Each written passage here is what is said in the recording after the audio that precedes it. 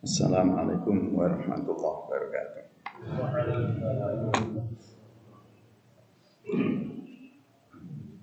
Alhamdulillah, salatan wa salaman daimatan ala Rasulillah wa ala alihi wa ashabihi wa man wala. Wa ba'da.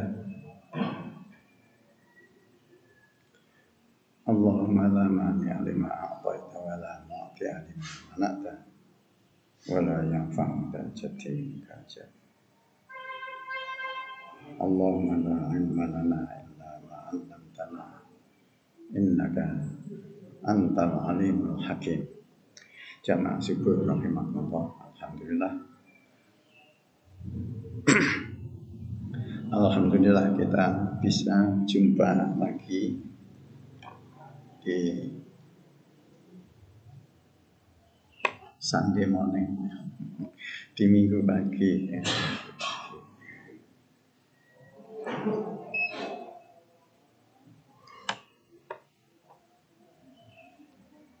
Persoalan adab yang jadi materinya.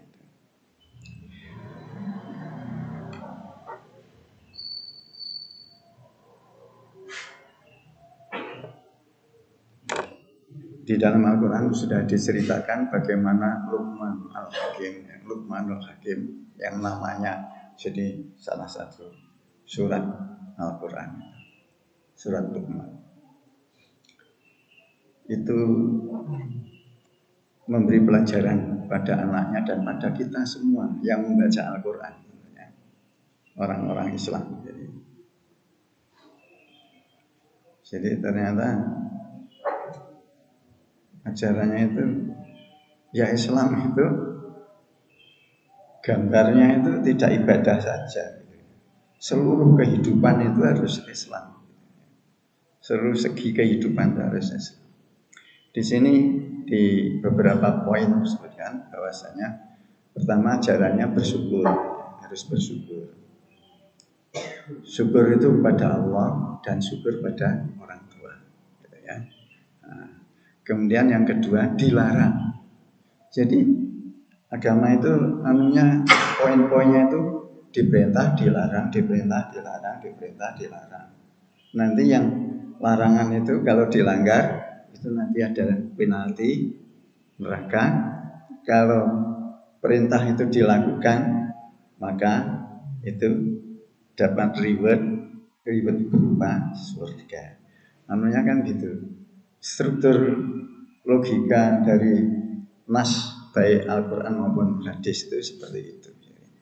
Di sini juga gitu, diperintah untuk bersyukur pada Allah dan pada. Kemudian diperintah untuk dilarang untuk mensekutukan Allah. Karena inna syirka la dzulmun adzim. Jadi baik perintah maupun larangan itu selalu argumennya diikutkan di ayat. Tidak jauh-jauh dari ayat itu. Di sekitarnya itu nanti sebelumnya atau sesudah ayat itu ada argumennya. Kalau kita perhatikan itu begitu. Mengapa kalau tidak boleh bersirik? Sirik. Syiriknya bukan syiriknya orang Jakarta ya, orang Betawi itu. Syirik itu kan iri, syirik. La ilaha illallahnya orang Betawi juga du'ile, gitu kan? Du'ile. Jadi ya kita pakai yang mana yang ada di Quran dan hadis ya. Gitu. Kemudian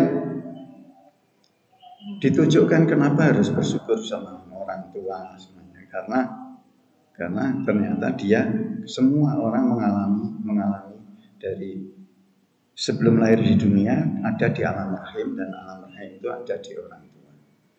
Kemudian disusui oleh kedua orang tua. Itulah sebabnya. Jadi fakta yang dijadikan argumen Allah itu untuk menunjukkan pada umat itu, pemeluk agamanya itu faktual sebenarnya. Lahir, kelahiran, disusui dan semuanya. Tidak ada yang lepas daripada itu hasil imajinasi Muhammad aja itu Al-Quran. Orang Islam ditipu manutai. Ya, terus ini kan komentarnya orang yang tidak ngerti itu, tidak usah diikuti maksudnya. Saya hanya mengingatkan di luaran sana itu macam-macam komentar dengan pada Al-Quran. Beda yang dari Barat yang sudah pasca Islamofobia, itu malah mereka karena penasaran Islam kok elek diwelek-elek kok, agama kok elek tok isine to, tak pelajari. Mempelajarinya dari kitab suci, bukan dari orang, di kitab sucinya. Ternyata apa yang dikatakan di sana itu tidak ada di sini. Yang diajarkan beda. Oh, berarti itu berita bohong. Maka dari itu terus bertambah semangat untuk mempelajarinya, malah dia mualaf kan gitu. Banyak kasusnya seperti itu. Jadi bukan karena gandum dan bukan karena roti, tapi karena menghayati, memahami nilai itu. Jadi Al-Quran itu indah sekali. Jadi mengapa harus terima kasih sama orang tua? Ya karena faktanya kamu itu dilahirkan, kamu itu kemudian disusui, kamu itu dipelihara gitu. Nah terus kalau ada konflik keluarga gimana? Berbeda keyakinan antara orang tua sama anak. Karena di awal periode Islam itu tidak ada keluarga yang tidak campuran. Semua campuran. Ada anaknya sudah masuk Islam, orang tuanya belum masuk Islam. Orang tuanya sudah masuk Islam, anaknya belum. Jadi itu yang terjadi, itu yang ada.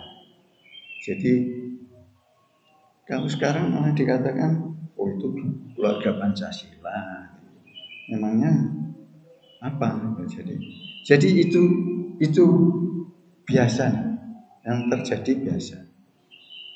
Kami 18 tahun, mohon maaf, kami 18 tahun di daerah timur, di Manado. Banyak sekali itu yang dalam keluarga itu. Ya tidak masalah.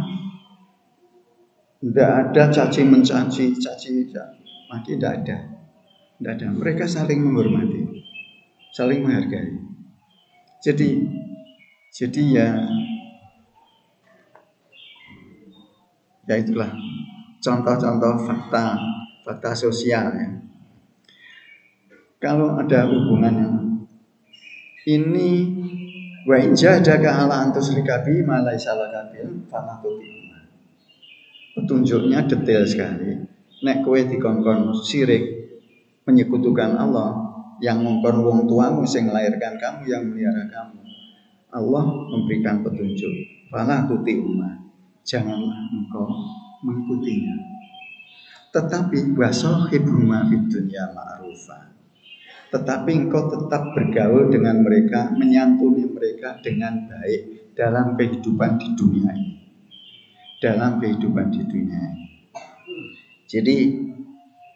Jadi bukan kok terus putus itu pecahlah piring, hilang sudah harapan, gitu kan? Itu tidak. Jadi meskipun beraneka dalam keluarga itu tetap silaturahmi itu tetap harus dijalin, bukan terus putus. Tapi yang dalam praktek kan banyak yang kemudian terus ya sudah putus, jadi banyu orang nyawuk, jadi godong orang nyuwek kan gitu. Jadi itu bukan ajaran dari Islam. Itu bukan ajaran dari Quran. Quran mengajarkan berbeda. Disuruh tetap menyantuni. Kemudian tentang nilai baik, perbuatan baik itu sekecil apapun, itu Luqman mengajarkan pada anaknya suruh menghargai. Karena Allah menghargai perbuatan sekecil apapun. Bahkan di situ dengan gaya bahasanya wahyu itu,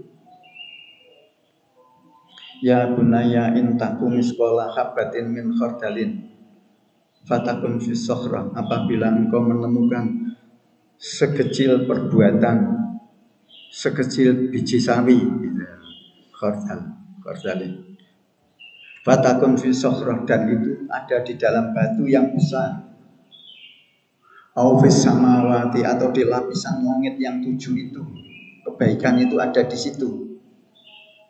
Ya tibihallah, Allah tetap bisa mendeteknya. Ini kan ajaran tauhid ini ya. Jadi disuruh menghargai sekecil apapun. Jadi bukan yang perbuatan baik dicela, yang perbuatan maksiat malah dipuja dan lain sebagainya, itu kebalik-balik. Itu Al-Quran sudah ditinggalkan.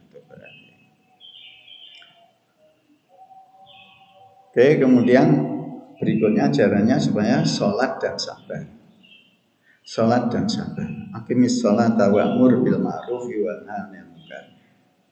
Kewajiban sholat, perintah yang baik dan cegah yang munkar. Padahal ini di surat yang lain dikatakan aqimis sholata inna sholata tanha 'anil fahsya'i wal munkar. Tapi di ayat di surat ini dijejerkan.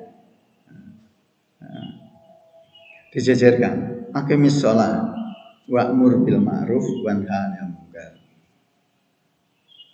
wasbir 'ala ma asaba. Jadi wong nek wis sholat, wis amar ma'ruf nahi munkar, ijik harus dituntut untuk sabar. Sabar. Di Al-Baqarah itu sabarnya yang didulukan. Wasta'inu bis sabri was shalah. Sholahnya itu masing-masing ada pesan tersendiri ya, tidak bisa kita generalisir. Oke. Jadi kita suruh sholat, kamu sabar. Berarti ada orang yang sholat tapi masih tidak sabar, ya. Masih tidak mau amar ma'ruf nahi munkar, baik pada diri sendiri maupun pada keluarganya, apalagi masyarakatnya. Jadi ini kunci-kunci sekali, gitu. Dan janganlah engkau sombong. Tidak boleh sombong. Sombong itu nanti wujudnya dalam perilaku, waqsid fi masyika, dan gaya kamu berjalan, waqdud min sautika, dari suaramu.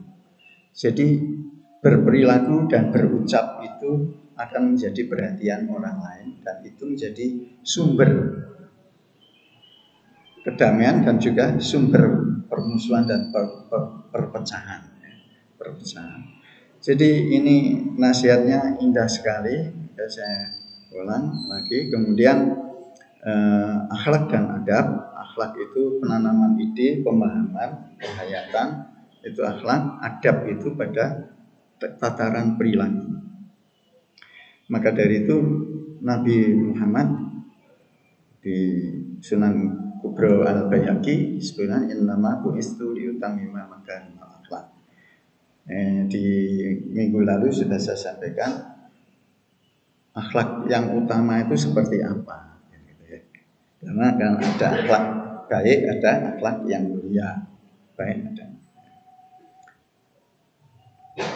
Kemudian akrimu auladakum wahsinu adaba. Akrimu auladakum, muliakanlah anak-anakmu. wahsinu adabahu, dan perbaguslah adab mereka. Untuk melakukan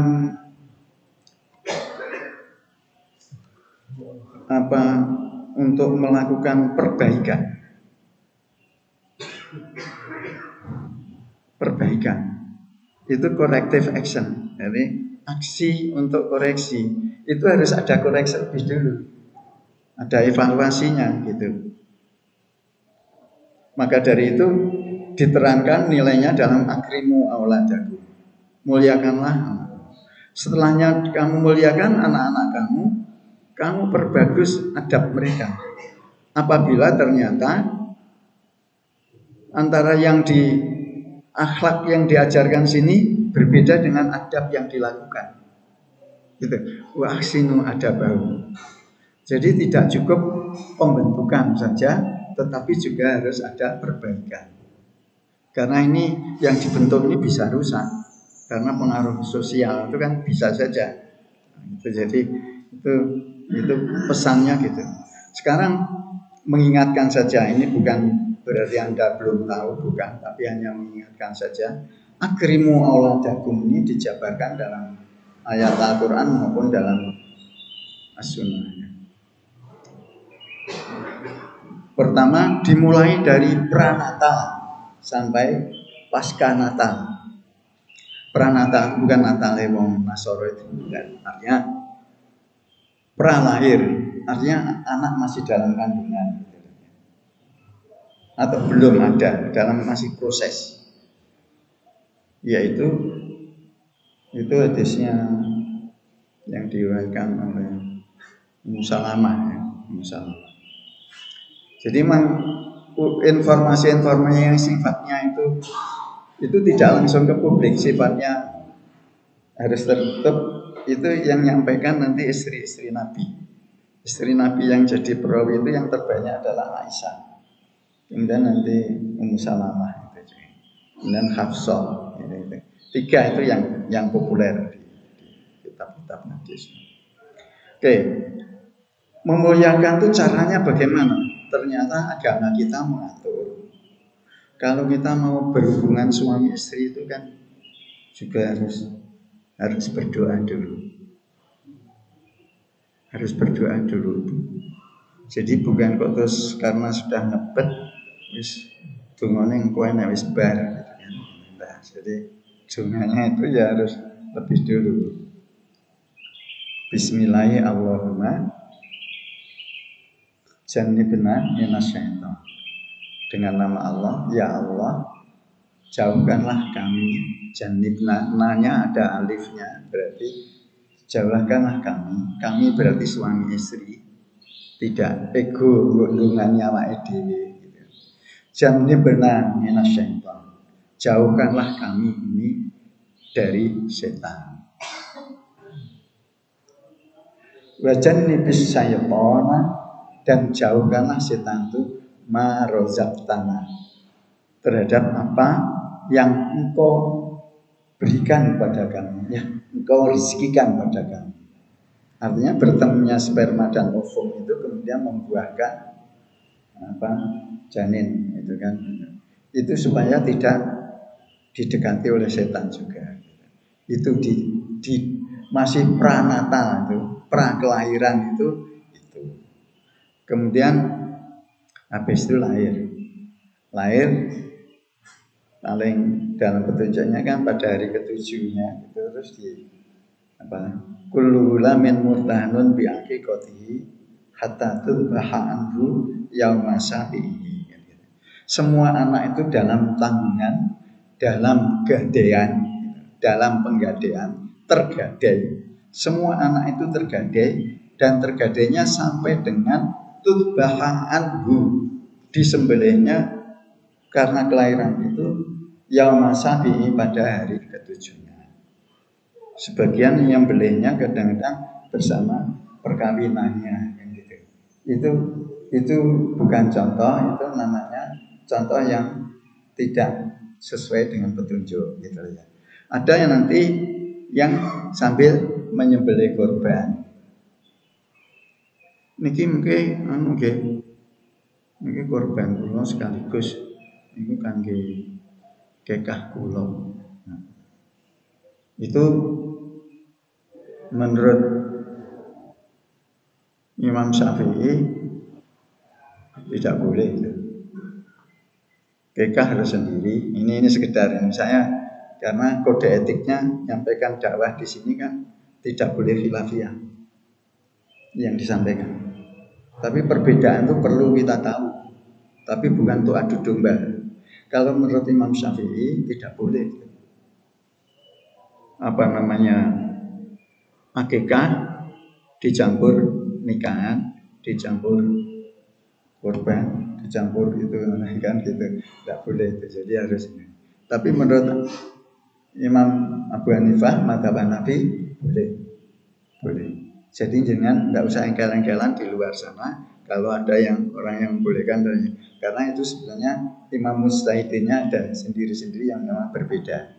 Meskipun satu sama lainnya jadi guru dan muridnya, tapi berbeda. Ini sekedar karena penjelasannya karena hubungannya dengan mendekati korban, jadi kita mampirkan ke sana. Oke, jadi akikah? Ketika akikah didoakan. Doanya banyak macam-macam. Doa itu bebas kecuali yang sudah ditunjukkan oleh Nabi. Antara lain doa itu adalah Allahumma barik li hadzal maulud. Ya Allah, berkatilah kelahiran. Waj'alhu abdan sholihan kalau anaknya laki-laki. Kalau abidatan sholihatan.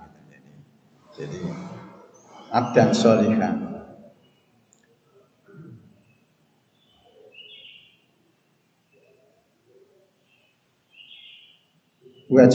Warzuqhu rizqan halalan thayyiban katsiran mubarakah. Dan hendaknya engkau beri rezeki yang halal, yang banyak, yang berkah. Allahumma tawil umroh, ya Allah panjangkanlah umurnya. Wa alimhu ilman nafi'ah, dan hendaknya engkau beri ilmu yang bermanfaat. Wal bisu bisururi wa afiyah, hendaknya engkau liputi dia dengan bisurur dan kegembiraan, wal afiyah dan kesehatan. Wasrif anhu minal bala'i wan niqmah, dan hendaknya engkau jauhkan dia si anak yang baru lahir minal bala, dari bala. Bala itu dari penyakit, dari bencana alam dan lain sebagainya.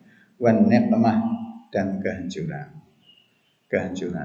Kalau nikmah itu nikmat, kalau nikmah kehancuran. Minal bala'i wan niqmah, jangan minal bala'i wan ni'mah.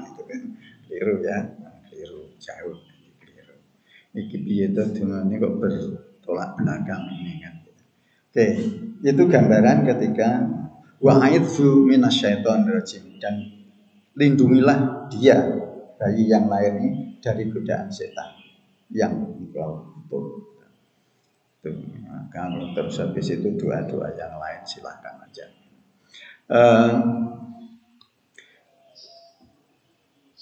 Kemudian ketika itu apa yang kemudian dimuliakan anak itu antara lain idza asfarra alimhu la ilaha illallah, apabila giginya itu hadis itu ya, apabila giginya sudah tanggal, giginya pupak, cara Jawa ini pupak, namanya pupak itu tanggal giginya ganti. Wedhus ini untuk korban kan kalau sudah giginya tanggal kan, entah nanti itu dipetik dulu biar nanti itu kan itu kejahatan yang terjadi di peristiwa itu. Lihat, oh ya, senyum-senyum yang tak petik kalau ini. Jadi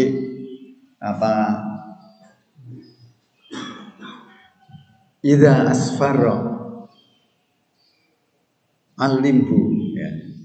Idza asfaras sobiyu, apabila bayi bayi. Idza asfaras sobiyu, apabila saat bayi itu nanti dalam perkembangannya sudah lepas giginya, ganti gigi susu dengan gigi permanen, itu ya, murhu la ilaha illallah. Suruhlah dia, alimhu la ilaha illallah, ajarilah untuk mengucap la ilaha illallah. Itu tekstualnya gitu ya, mengajarkan la ilaha illallah. Artinya pesan daripada ajarkan la ilaha illallah itu juga termasuk di dalamnya jauhkanlah dari pengaruh syirik. Gitu loh. Jadi dalil itu ada dua, dalil mantuk itu yang tertulis, dalil mafhum itu adalah yang dibalik yang tertulis. Tetapi yang dibalik tertulis itu bukan maunya si penafsir itu sendiri, tapi ada dasar ayat dan hadis lain yang menguatkannya. Itu ya, jadi bukan sembarang kemudian ya seperti yang beredar di mana-mana itu magomo. Ini kan ahli kitab itu boleh gitu. Beda antara agama itu boleh gitu. Nah itu menyesatkan orang dengan orang karena membaca ayatnya belum genap kan gitu. Jadi ini saya sampaikan sini adalah salah satu cara untuk agar tidak terpengaruh gitu ya. Agar tidak terpengaruh bahwasanya ajarannya tidak seperti itu. Di surat Shaf itu dijelaskan sekali wa min ahlil kitabi may yu'minu billahi wal yaumil wa min ahlil kitabi may yu'minu billahi wa inna min ahlil kitabi lamay yu'minu billahi wa ma unzila ilaikum wa ma unzila ilaihim khashihina lillah la yasaruna bi ayatillahi sama qalila. Biar tahu bahwasanya yang di Al-Baqarah 221 itu larangan nikah dengan musyrikin ya, baik laki maupun perempuan. Gitu, larangan gitu. Kemudian ayat yang lain di surat Al-An'am itu adalah dihalalkannya sembelian dari ahli kitab. Nah ini yang dihalalkan sembelian ahli kitab ini yang dijadikan dalil perkawinan. Jadi tentang makanan sembelian tapi dijadikan dalil makanan. Dijadikan dalil perkawinan. Padahal perkawinan itu ada karena di dalam surat Shaf itu wa inna min ahlil kitab, sesungguhnya di antara ahli kitab itu laman adalah sungguh mereka yang yu'minu billahi, iman pada Allah, wa ma unzila ilaikum, dan percaya terhadap apa yang diturunkan pada kamu wahai Muhammad. Berarti percaya Al-Quran, percaya Muhammad. Orang yang ahli kitab yang boleh dikawini itu. Wa inna min ahlil kitab lama yu'minu billahi wa ma unzila ilaikum, dan mempercayai, meyakini apa yang diturunkan pada Allah pada kamu, yaitu Al-Quran. Antara lain pesannya pesan tauhid, Gusti Allah, Nabi Muhammad, harus percaya itu. Wa ma unzila ilaihim, dan percaya pada apa yang diturunkan kepada mereka dalam bentuk Taurat yang asli. Taurat yang asli ya sama dengan yang diungkapkan oleh Al-Quran, ya, bukan Al-Quran. Jadi itu sebenarnya Al-Quran itu koreksi terhadap apa yang terdahulu yang sudah menyimpang. Karena yang aslinya sudah sulit dicari, kemudian ada koreksinya di situ. Oke. Kemudian wa ma unzila ilaihim, dan la yastaruna bi ayati sama, dan tidak ada mengganti-ganti ayat Allah. Wahyu Allah tidak diganti-ganti. Jadi kriteria orang yang boleh, ahli kitab yang boleh dikawini, yaitu yang seperti dalam surat Shaf, surat sebelum surat Jumat 62 berarti 61, surat 61. Di sana ditunjukkan ahli kitab yang boleh dikawin itu yang seperti apa. Oke. Kemudian mengenai memuliakan anak tadi, yaitu supaya diajarkan supaya saling menghargai. Akrimu auladakum. Kemudian setelahnya itu dia menginjak remaja itu di dalam surat An-Nur ayat 59 itu.